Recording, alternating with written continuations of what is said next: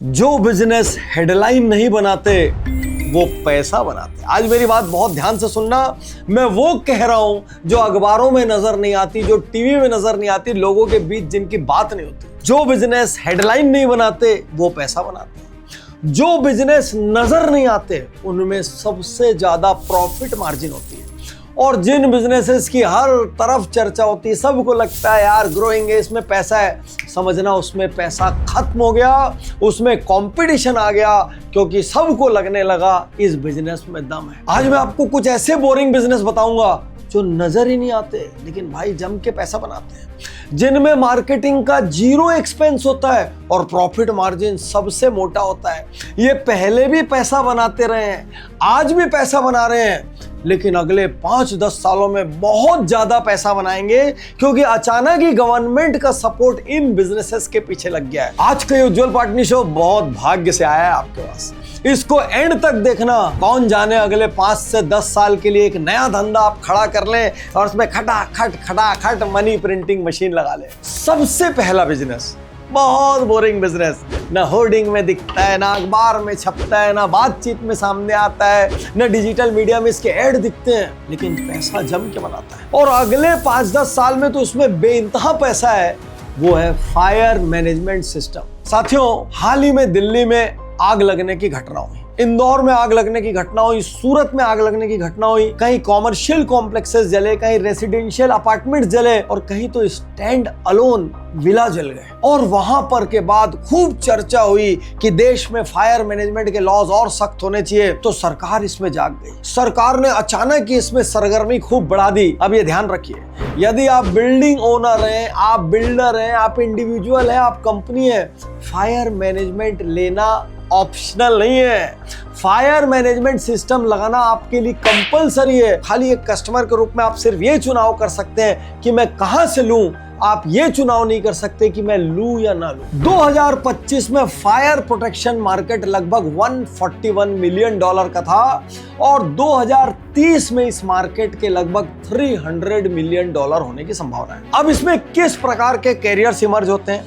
आप चाहे तो इक्विपमेंट मैन्युफैक्चरर बन सकते हैं, आप चाहे तो इक्विपमेंट सेलर बन सकते हैं, आप चाहे तो इंस्टॉलर बन सकते हैं, मतलब एग्जीक्यूशन की जिम्मेदारियां आप ले सकते हैं, आप चाहे तो एनुअल मेंटेनेंस कॉन्ट्रैक्ट ले सकते हैं, आप चाहे तो ऑडिटर बन सकते हैं, जिसमें हर साल ऑडिट करना मैंडेटरी है, क्योंकि 2026 में जो नया लॉ आया है उस हिसाब से अब बिल्डिंग्स को फायर मेंटेनेंस का डिजिटल लॉग रखना कंपलसरी कर दिया गया है। हर साल अपने बिजनेस का फायर ऑडिट कराना मैंडेटरी कर दिया गया है। मतलब अब बिल्डिंग ओनर्स के पास किसी प्रकार का कोई ऑप्शन या चॉइस नहीं है। हर बिल्डिंग, हर अपार्टमेंट, हर कॉम्प्लेक्स आपका मैंडेटरी कस्टमर है। और NBCS 2026 इतना सख्त है कि यदि आपने कॉम्प्लायंस में थोड़ी सी भी चूक की तो आपकी 10, 20, 50, 100, 500, 1000 करोड़ की बिल्डिंग सील हो जाएगी। और याद रखना, जब कोई कानून, रेगुलेशन, लॉ पीछे लगता है तो मार्केटिंग कॉस्ट आपकी जीरो हो जाती है, क्योंकि उस रेगुलेशन का पालन करना किसी भी बिल्डिंग ओनर के लिए मैंडेटरी हो जाता है। तो ध्यान से, गहराई से इस बिजनेस को जरा समझने का प्रयास कीजिए और यदि हो सके तो आने वाले 5 सालों में इसमें जम के नोट छापिए। और ये नोट छापने का तरीका 2 तरीके से होगा। एक, खुद बिल्डिंग वाले आपके पास सेल कराएंगे, जिनको थोड़ी भी कानून की जानकारी है, और जिनको नहीं है उनके पास आपकी अवेयरनेस टीम एजुकेशन देगी, उनको अवेयर करेगी और उनको समझाएगी भाई साहब ये 5 लाख रुपए आप बचाओगे और इससे आपकी बिल्डिंग सील हो सकती है। मतलब जिस बिल्डिंग में आप ये जाकर बात करोगे, मान के चलना भय के चलते वो डील सील होना है। मुझे यकीन है कि आपको लग रहा होगा यार ये बिजनेस तो इतना बोरिंग है, मैं तो सिर्फ चारों तरफ फायर एक्सटिंग्विशर देखता था, मैंने कभी ध्यान ही नहीं दिया कि इसमें धंधे का इतना स्कोप है। स्कोप है। मैं आपको अगला बोरिंग बिजनेस बताऊं उसके पहले मैं आपसे एक बात पूछना चाहता हूं। आपका जो भी वर्तमान बिजनेस है वो कैसा चल रहा है? क्या उस बिजनेस का अधिकांश लोड आपके ऊपर है? क्या आपकी टीम बार बार आपके केबिन में छोटे छोटे प्रॉब्लम लेकर आती है? क्या आप पूरी मेहनत करने के बाद सेल्स नहीं बढ़ा पा रहे हैं? क्या सेल्स तो है मगर प्रॉफिट नहीं आ पा रहा है? क्या देखते ही देखते आपके साथ के लोग आपसे आगे निकल गए? तो भाई साहब, मैं आपको एक बहुत बड़ा तोहफा देना चाहता हूं। आप मेरी टीम से 1 घंटे की कंसल्टेंसी फ्री ले सकते हैं। नीचे डिस्क्रिप्शन में एक लिंक है, उसको आप क्लिक करिए। उसमें 30-40 मिनट का एक वीडियो जो आपको झंझोड़ के रख देगा कि एक बिजनेस कैसा होना चाहिए, एक बिजनेस के राइट एलिमेंट्स क्या है, रॉन्ग एलिमेंट्स क्या है, अपने बिजनेस का हम ऑडिट कैसा करें। और उस वीडियो को देखने के बाद आप मेरी टीम के साथ एक फ्री स्ट्रेटेजी कॉल शेड्यूल कर सकते हैं और मेरी टीम आपको गाइड करेगी आपको अपने वर्तमान बिजनेस में क्या करना चाहिए और आगे आपको कौन सा नया बिजनेस शुरू करना चाहिए। इस पे तो हम लोग अभी बात कर ही रहे हैं। आज का दूसरा बोरिंग बिजनेस, ना कोई होर्डिंग नजर आती है, ना ऐड नजर आती है, ना टीवी पर आता है, लेकिन आप इस चीज के कांटेक्ट में आते हैं। मुझे यकीन है आपने कभी ना कभी एटीएम से पैसा निकाला हो।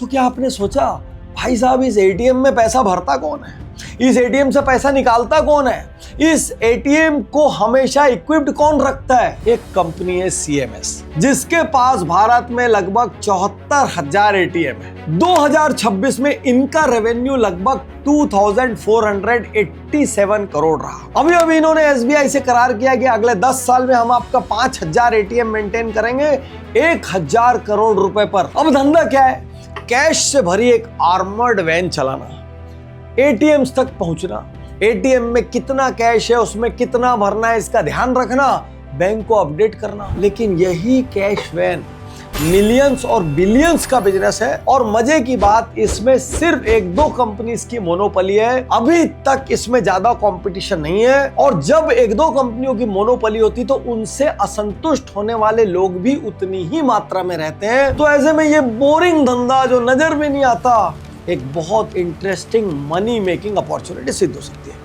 अब ये धंधा आगे ग्रो क्यों करेगा, जैसे जैसे डिजिटल इकोनॉमी बढ़ रही है, जैसे जैसे यूथ बढ़ रहा है। भाई ये यूथ जेब में नकदी लेके नहीं चलता, ये कहीं भी जाता है एटीएम को यूज करता है। तो जितना हिंदुस्तान में अभी डिजिटल बैंकिंग बढ़ेगी उतना ज्यादा एटीएम बढ़ेगा, उतना ज्यादा एटीएम का मैनेजमेंट बढ़ेगा और उतनी ज्यादा ऐसी कंपनीज की रिक्वायरमेंट होगी। और मजे की बात इसमें मार्केटिंग की नीड ही नहीं है। हिंदुस्तान में मान लीजिए टोटल मिला के 50 बैंक हैं, आपको सिर्फ उन 50 बैंक्स को बार बार अप्रोच करना है, आपको अपनी कैपेबिलिटी दिखानी है और खास बात इसमें हमेशा लॉन्ग टर्म कॉन्ट्रैक्ट होता है क्योंकि कोई भी बैंक अपने सर्विस प्रोवाइडर को जल्दी जल्दी चेंज करना नहीं चाहता। इसमें फिक्स एनुअल इंक्रीमेंट होता है और हर एटीएम जो बढ़ता जाता है उसके लिए आपको फिर से नया एप्लीकेशन नहीं करना पड़ता क्योंकि यदि कोई एक एजेंसी ऑलरेडी ऑन बोर्ड है तो ऑटोमेटिकली नए एटीएम्स उसके खाते में चले जाते हैं। सोच कर देखिए इस बोरिंग बिजनेस से आप पैसा बनाएंगे क्या। तीसरा बोरिंग बिजनेस जो कहीं नजर नहीं आता लेकिन हर घर को कंपलसरी और मैंडेटरी है। पिछले 15-20 साल में आप समाज का चेंज देखिए। पहले लोगों के बच्चे 4, 5, 6 भी हो जाते थे। पिछले 15, 20, 25 सालों में सबके बच्चे या तो 0 हैं या 1 है या 2 है। अधिकांश लोगों की फैमिलीज खासकर एजुकेटेड अर्बन एरियाज में माँ बाप और 2 बच्चे इतनी ही रह गई है। जो बहुत बड़ा एक्सटेंडेड परिवार था वो खत्म हो गया। अब इन फैमिलीज की असलियत देखिए, जब से आईटी आया, जब से मॉडर्न ट्रेड्स बढ़े, जब से जॉब्स बढ़े, अधिकांश घरों के बच्चे जॉब पर हैं। जरूरी नहीं हो जॉब पर अपने शहर में, बहुत सारे तो दूसरे देशों में और बहुत सारे दूसरे शहरों में। अब माँ बाप ओल्ड हो रहे हैं। अब आप आंकड़े को समझिए, 2050 तक भारत में हर 5 में से 1 व्यक्ति वृद्ध होगा। 2035 तक भारत में हर 7 में से 1 व्यक्ति वृद्ध होगा। अब इनमें से अधिकांश के बच्चे बाहर पढ़ रहे हैं जिनके पास पैसा है लेकिन वो माँ बाप की केयर करने नहीं आ सकते। तो अब ऐसे में एक बहुत बड़े बिजनेस का जन्म होता है, सीनियर केयर बिजनेस। अब सोचिए इसमें कितने प्रकार के बिजनेस हो सकते हैं। सीनियर्स की शॉपिंग करने का बिजनेस, सीनियर्स के रूटीन मेडिकल चेकअप का बिजनेस, सीनियर्स को इमोशनल केयर देने का बिजनेस, सीनियर्स के साथ फंक्शन सेलिब्रेट करने का बिजनेस, सीनियर्स के होम्स को मेंटेनेंस करने का बिजनेस, सीनियर्स ठीक है इसको डेली इंश्योर करने का बिजनेस, उनको किसी भी प्रकार की कहीं पे ट्रैवलिंग करनी हो, किसी भी प्रकार के कोई लगेज का मैनेजमेंट हो, किसी भी प्रकार के कोई सरकारी फॉर्म दस्तावेज भरने हो, इन सब के लिए सहयोग का बिजनेस। सोचिए यदि कोई सीनियर केयर बिजनेस स्टार्ट कर ले और वो वन अम्ब्रेला ऑल सर्विसेज हो। अब जिनका बच्चे दूसरे शहरों में लाखों करोड़ों कमा रहे हैं, दूसरे देशों में डॉलर्स में पैसे कमा रहे हैं,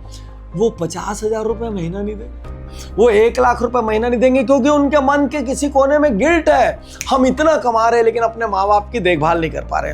तो उनके लिए इससे अच्छी अपॉर्चुनिटी कोई हो ही नहीं सकती कि कोई वेल ऑर्गेनाइज्ड कंपनी जिसमें हर चीज डिजिटली देखी जा सकती है, जिसको डिजिटली अपडेट किया जा सकता है, जो कि कंटिन्यूअस टच में है, फुल्ली प्रोफेशनल है, टेक से अपडेटेड है, वो कंपनी हमारे माँ बाप की देखभाल कर रही है। कम से कम हम नहीं कर रहे तो पैसे दे दें किसी को, ताकि हमारे माँ बाप को बुढ़ापे में कोई दिक्कत नहीं आए। सोच कर देखिए, बड़ी ज्वाइंट फैमिलीज खाली स्मॉल सिटीज और विलेजेस में रह गई है, बड़े शहरों में अक्सर अब वृद्ध माँ बाप अकेले रहते हैं। तो इमेजिन करिए, 50 माले का अपार्टमेंट है, हर फ्लोर पे 4 फ्लैट हैं, तो हो सकता है हर 2 फ्लैट आपका कस्टमर हो। हर कस्टमर जो आज 50 में दिख रहा है वो 5 साल और 10 साल बाद 60 में आपका कस्टमर होगा। बहुत बड़ा मार्केट है। नेक्स्ट 5 to 15 ईयर्स का जबरदस्त तोड़ फोड़ मार्केट, लेकिन बहुत बोरिंग है। किसी को दिखता ही नहीं एक वृद्ध को कोई हाथ पकड़ के ले जा रहा है, किसी को पता ही नहीं चलेगा किसी ओल्ड एज के आपने कोई फॉर्म भर के फॉर्मेलिटी पूरी कर दी। इसीलिए इन बिजनेसेस में कंपटीशन लेट आएगा, प्रॉफिट मार्जिन जम के आएगा, और तीसरी बात, इसमें आपका रिटेंशन, यदि आपने सर्विसेज ठीक से अफेक्शनेटली दे दी, यदि मन का जुड़ाव हो गया, तो इसमें सर्विस प्रोवाइडर चेंज ही नहीं होगा, क्योंकि एक्चुअली आपके साइड से जो रिप्रेजेंटेटिव जा रहा है वो थोड़े दिन में उनके बेटा बेटी जैसा हो जाएगा। देखिए, इस बोरिंग बिजनेस से पैसा छाप सके तो आज मैंने आपको 3 बोरिंग बिजनेसेस बताए। आपको इसमें से सबसे ज्यादा स्ट्राइकिंग कौन सा लगा कमेंट में जरूर लिखें। लेकिन क्या आपको ऐसे बहुत सारे बोरिंग बिजनेस चाहिए? भाई, मैं महीने में 20 दिन सारी दुनिया घूमता हूँ, हर जगह देखते देखते मेरे को लगता है ये भी बिजनेस हो सकता है, ये भी बिजनेस हो सकता है, ये भी बिजनेस हो सकता है। यार, ये प्रॉब्लम स्टेटमेंट है, इसका सॉल्यूशन स्टेटमेंट बना सकते हैं। मैं आपको और भी बहुत से बोरिंग बिजनेस बता सकता हूँ जिसमें दबा कर माल छपेगा। लेकिन ये मुझे कैसे पता चलेगा कि आपने इस वीडियो को पसंद किया कि नहीं, आपको पार्ट 2 और पार्ट 3 चाहिए कि नहीं? तो कमेंट बॉक्स में आप आकर लिखे पार्ट 2। यदि मुझे 1000 कमेंट मिलेंगे पार्ट 2 के, तो मैं एक बार फिर बोरिंग बिजनेसेस की सीरीज जरूर निकालूंगा। शुक्रिया, धन्यवाद, थैंक यू। मैं तैयार हूं।